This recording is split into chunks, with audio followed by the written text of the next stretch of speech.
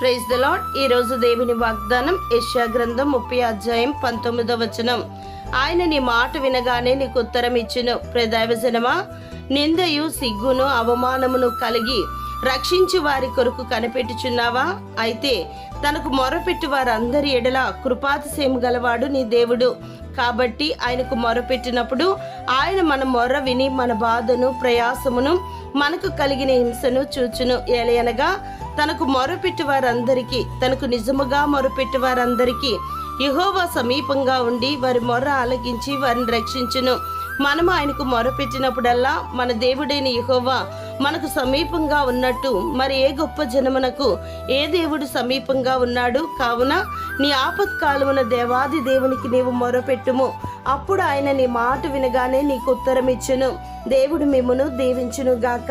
ఆమేన్.